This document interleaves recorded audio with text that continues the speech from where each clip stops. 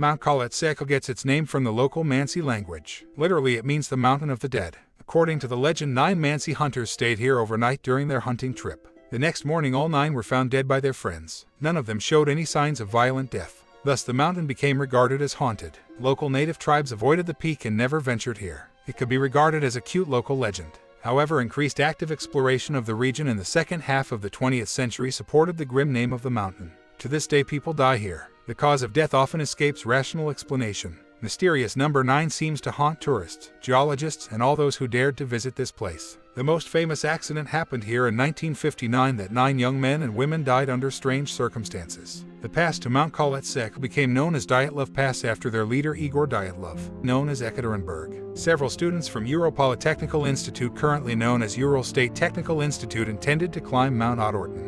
In Mansi language, this name means don't go there. The whole ski track was about 350 kilometers in length and was performed to commemorate 21st Congress of the Communist Party of the Soviet Union. The group of Dyatlov initially consisted of 10 people. However, one of them, Yuri Yudin, got sick, so he was not capable to do the climb. Yuri stayed in the base camp. Thus, only 9 people started the ascent to the mountain Kholetseko through a nameless pass that later will become known as a Dyatlov Pass. Toward the end of same February, group failed to communicate. A rescue party made up from local authorities as well as student volunteers repeated the path taken by the group and found the last base of the tourists, including 5 out of 9 bodies. Cameras were found at the site of the tents that they abandoned. Pictures clearly show high morale, relaxed atmosphere in a group, and good preparedness for the harsh winter of the region. Igor Dyatlov was the group's leader. He was born in 1937. A student of the 5th Faculty of Radio Engineering, UPI University. A talented engineer, designed and assembled a radio during his 2nd year that was used during hikes in 1956 in Sayan Mountains. He also designed a small stove that was used since 1958 by Dyatlov himself. It was taken during the last trip since it proved its functionality. People who knew Igor described him as a thoughtful man who never rushed with his decisions. He courted Zina Kalmagorova, who also took part of the hike. Apparently, she liked him as well. Igor Dyatlov was one of the most experienced athletes in the group, who also traced the path of the group. Seaman Alexander Zolotarev, he was born in 1921. He was the oldest and also the most mysterious member of the group. A native of North Caucasian Cuban Cossacks, he survived the Great Patriotic War, serving from October 1941 till May 1946. Survival rate for generation born in 1921 to 22 was 3%, so Seaman Zolotarev was very lucky man. Additionally, his real name was Seaman, while everyone called him Sasha or Alexander. There is no credible evidence of why he chose to introduce himself by a different name.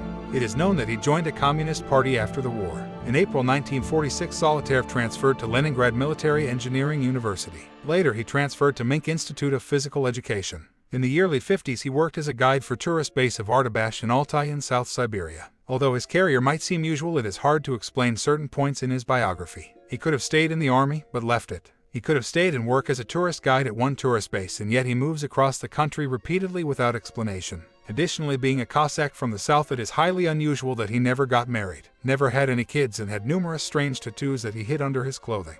These tattoos included his birth year 1921, a military slogan, as well as letters. Lyudmila Dubinina was born in 1938. She was a third-year student in UPI University, an engineering and economics major. She was active in tourist club, liked to sing and take pictures. Many of the pictures of the last trip were done by her. During an expedition to the eastern Sayan Mountains in 1957, she received an accidental gunshot from another tourist who was cleaning a rifle. She endured a painful injury courageously. During long and very painful transportation, she did not complain and even felt sorry for causing too many troubles to the group. Nikolai Thibox Brignol was born in 1934. He graduated in 1958 with major in civil engineering from UPI University. He was son of a French communist who was executed during Stalin years. He himself was born in concentration camp for political prisoners. His friends liked him for his energy, good sense of humor, and generally friendly, open character. Nikolai promised his mother that this would be his last hiking trip.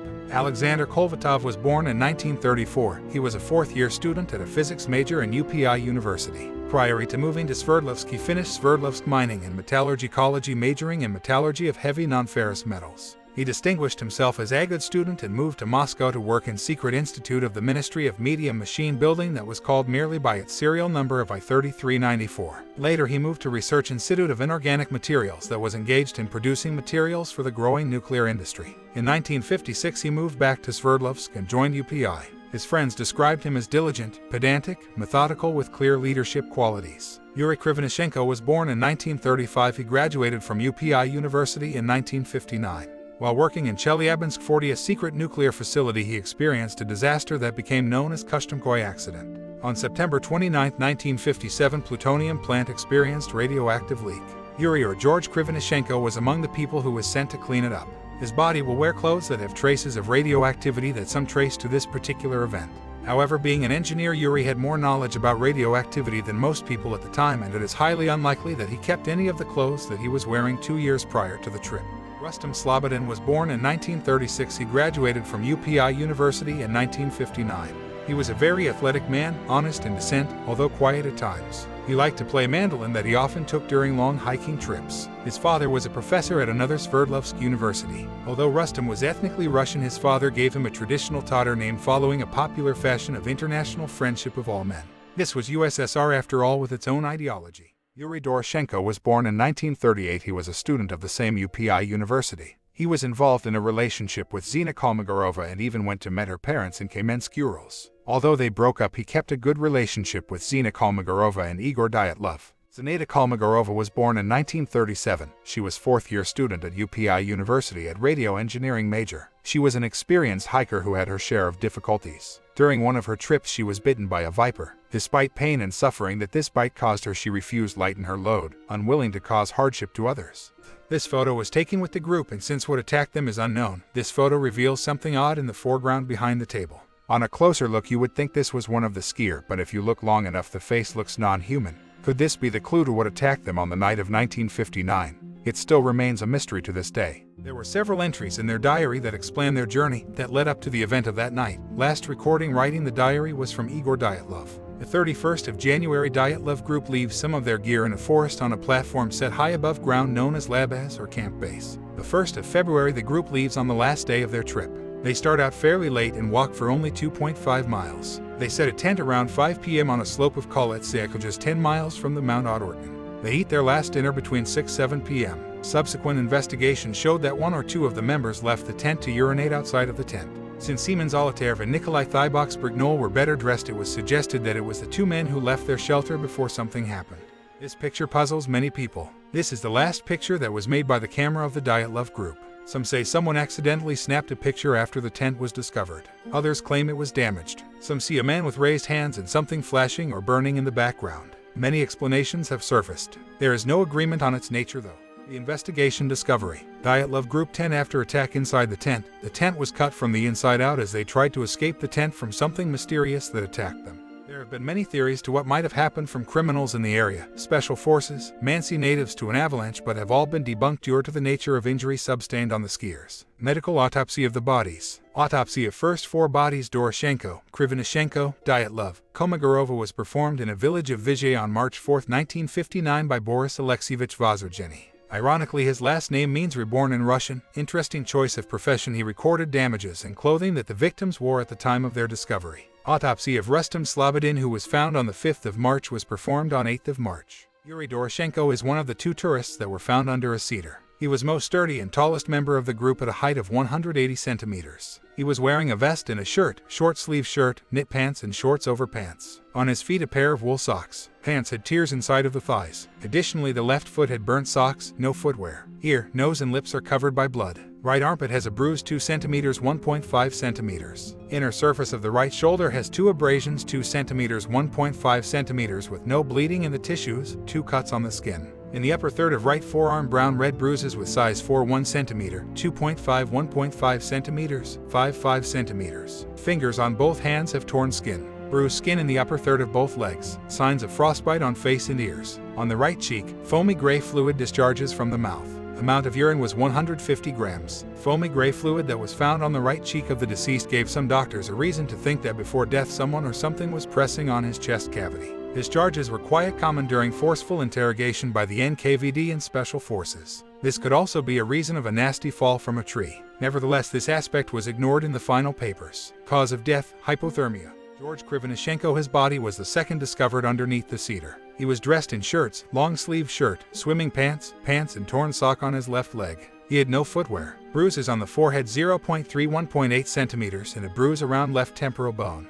Diffuse bleeding in the right temporal and occipital region due to damage to temporalis muscle. tip of the nose is missing. Frostbitten ears. Bruises on the right side of the chest 7.2 centimeters and 1.2 centimeters. Bruises on hand. Detachment of the epidermis on the back of his left hand at width of 2 centimeters. Portion of the epidermis from the right hand is found in the mouth of the deceased. Bruises on the thighs with minor scratches. Bruise on his left buttock 10.3 centimeters. Abrasions on the outer side of the left size 6.2 centimeters and 4.5 centimeters. Bruises on the left leg 2x1, 2.1, 5 and 3 1.3 centimeters. Burn on the left leg 10.4 centimeters. The amount of urine in the bladder was 500 grams. Cause of death, hypothermia. He froze to death. The presence of skin between his teeth that was torn from his hands might suggest that Krivonishenko tried to stay on the cedar as long as he could. Some theories speculate it was a result of his dedication to cut as many tree branches as he could. Others claim something on the ground kept him on a tree. The first 2 bodies of that were found from the Dyatlov incident showed an expected pattern of death. They froze to death. Their clothes were removed by their friends. It might sound bad, but this is the reality of Siberia. If you can't keep yourself warm, you will die quickly. One of the most common myths that surround these deaths is a theory of so-called paradoxical undressing.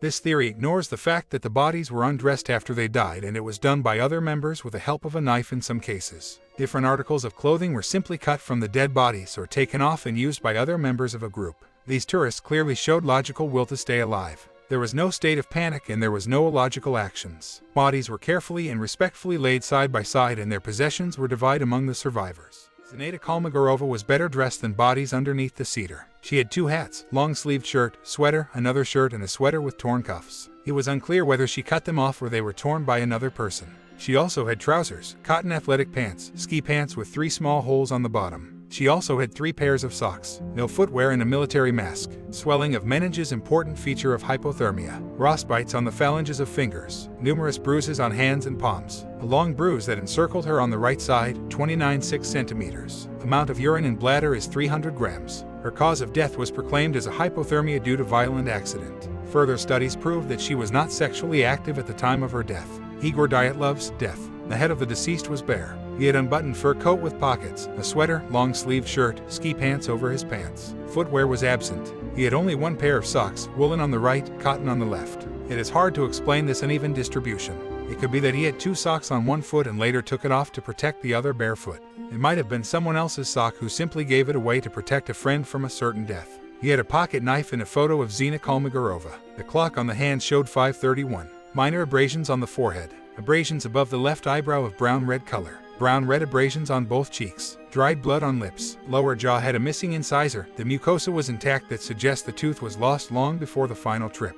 On the lower third of the right forearm and the palm surface many small scratches of dark red coloration. Metacarpophalangeal joints on the right hand had brown-red bruises. This is common injury in hand-to-hand fights. To get a better idea of the injuries, just make a fist. This is the part of the hand which you use to hit someone. Brownish-purple bruises on the left hand, also superficial wounds on the 2nd and 5th finger. Bruised knees without bleeding into the underlying tissues. On the lower third of the right leg bruising. Both ankles had abrasions, bright red, size 1 0.5 centimeters and 3.02.5 centimeters. Hemorrhage into the underlying tissue. There were no internal injuries. Amount of urine in the bladder about 1 liter. The cause of death was hypothermia. Later Yuri Yudin will testify that the long-sleeved shirt found on the body of Igor Dyatlov was his. But he gave it to Doroshenko, then he was departing.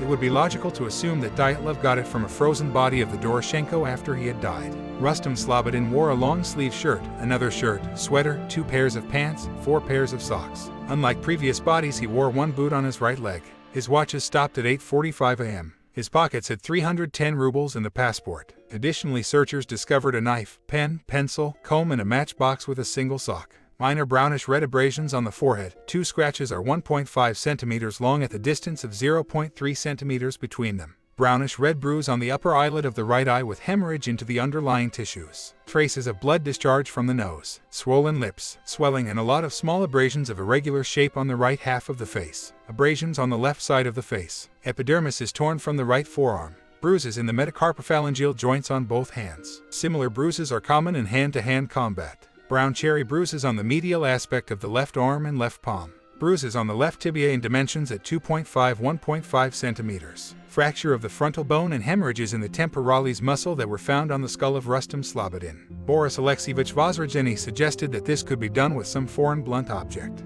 Medical autopsy further states that Slobodin probably suffered loss of coordination due to initial shock right after the blow that could speed up his death from hypothermia. However, the conclusion is predictably careful. Death of Rustem Slobodin is judged as a result from hypothermia. All bruises and scratches were blamed on last-minute agony, although it is still somewhat unclear how did he manage to harm his exterior hands and legs. When the person falls even in an irrational state, it is usually the palms that suffer the most as well as medial aspects of the legs. Injury to the head are less common, especially bilateral ones. It is also usual to harm the face and sides of the skull while the back of the head has no damage. In case of Slobodin body, we see the opposite. His injury pattern is a reverse of what we would usually see in injuries suffered by a freezing man in the last minutes of his or her life. It looks as if Rustem fell repeatedly on his face as he was walking down the mountain, and every time he fell he managed to hit the sides of his head. It is unusual to see in a man who was probably in a better physical shape than anyone in the group. Even a long ski trip could hardly be responsible for this alleged clumsiness. The remaining 4 bodies were inspected on May 9, 1959. Their bodies were found several months after their deaths by a Mansi native Kurikov with his dog. Ludmila Dubinina wore a short-sleeve shirt, long-sleeve shirt, and 2 sweaters. The body was covered by underwear, long socks, 2 pairs of pants. External pair was badly damaged by fire and subsequently ripped. She also wore a small hat and 2 pairs of warm sock. A 3rd sock was not paired. Ludmila, apparently in the last attempt to preserve her feet, took off her sweater and cut it in 2 pieces. One half she wrapped around her left foot. Another half she left or dropped unintentionally on the snow. Tongue is missing. Soft tissues are missing around eyes, eyebrows, and left temporal area. Bone is partially exposed. Eyes are missing. Nose cartilages are broken and flattened. 2, 3, 4, 5 ribs are broken on the right side. 2 fracture lines are visible. 2, 3, 4, 5, 6, 7 ribs are broken on the right side. 2 fracture lines are visible. Soft tissues of the upper lip are missing. Teeth and an upper jaw is exposed. Massive hemorrhage in the heart's right atrium. Bruise in the middle left thigh, size 10 5 centimeters. Damaged tissues around left temporal bone, size 4 4 centimeters. Occasionally you hear claims that the tongue was ripped or eaten or whatnot. The medical record simply that the tongue is missing. Vozrozheny describes missing hypoglossal muscle as well as muscles of the floor of the mouth. That is it. There is no explanation, theories, condition of the surrounding tissues. It looks weird, especially given the fact previous bodies had more detailed autopsies. There is no credible explanation for this vague statement. Although it is mentioned that the stomach contained about 100 grams of coagulated blood. It is used by some as an indication that the heart was beating and the blood was flowing when tongue was removed from a mouth. The cause of death is stated as hemorrhage into right atrium of the heart, multiple fractured ribs and internal bleeding. Both Zolotarev and Dubinina have an interesting pattern of injuries. They are very similar in direction and force despite difference in shape, height, and body composition of the two. This would suggest that whatever caused these injuries was not a single uniform event. Seaman Zolotarev's eyeballs are missing. Missing soft tissues around left eyebrow, size 7 6 centimeters, bone is exposed. Flare chest, broken 2, 3, 4, 5, and 6 ribs on the right side, 2 fracture lines. Open wound on the right side with exposed bone, 8 6 centimeters in size. Alexander Kolvatov, lack of soft tissues around eyes, eyebrows are missing, skull bones are exposed. Broken nose, open wound behind ear, size 3 1.5 centimeters. Deformed neck, Nikolai Thibox Brignol, multiple fractures to the temporal bone, with extensions to the frontal and sphenoid bones. The close-up of the fractures to the skull is shown below. Bruise on the upper lip on the left side. Hemorrhage on the lower forearm, size 10-12 centimeters. Vozrozheny, who undertook the autopsy, excluded accidental fall on the rock as a possible cause for such a massive and unusual fracture. Some theorize that the shape might be due to pressure applied during alleged avalanche that hit unsuspected tourists while they slept in the tent. If Nikolai slept on a camera, this sudden increase in pressure could leave a mark on his head. However, the shape of the lens is round and the damage would have a more round shape. Another reason why some specialists refuse this theory is a massive hemorrhage that would make Thibox Brignol unable to move on his own and leave the site of the tent. There was no signs of dragging on the snow, and footprints suggest that everyone in the group moved on their own 2 feet. Summary: tent is ripped from the inside. Initially the fact was overlooked, but a woman who worked for the police department laundry services clearly identified that the damage came from the inside. Further expertise proved her hypothesis to be correct. 9 tourists leave the tent with little clothes while outside temperature dipped to -30 Celsius and -22 Fahrenheit. Most of them lacked proper footwear. Warm clothes, boots are left inside the abandoned tent. Survivors go to extreme lengths to preserve themselves in their harsh conditions. They even cut the clothes of their dead friends to protect themselves. They even dig a den that does not save them. Thus, the theory of paradox undressing has no support in the available facts. One of the poles show signs of damage made by the knife. Presence of radiation on the cloths that were worn by one of the members of the group, George Yuri Krivonishenko. Kolvatov kept a personal diary. Yuri Yudin, the only survivor of the group, testified that it was with him on the last trip. The diary went missing. Judging by the pictures of the group, at least one of the cameras went missing. Strange unidentified cloth obmaki, an old-school version of socks, was found near the bodies. Missing tongue. Cause is unknown. What makes the fact more mysterious is lack of coherent explanation or description of the damage. Autopsy doesn't mention the state or nature of the surrounding tissues. The bodies of the dead tourists show signs of unexplained damages, including broken ribs, scrapes, and etc. Seaman Zolotarev introduces himself as Alexander to the group. In fact, Common Memorial to the group lists his name incorrectly. Seaman Zolotarev and George Yuri Krivonishenko are buried separately from the rest of the group on a cemetery that is officially closed for several years. Money, food, valuables like watches, alcohol, and blankets remain in place. The mystery still remains today on what actually happened. The investigation chop it down to supernatural causes due to certain unknown injuries on certain bodies. What do you think happened? Supernatural or something else? If you have your own theories and like this video, leave your comments and subscribe to this channel. Thank you for watching.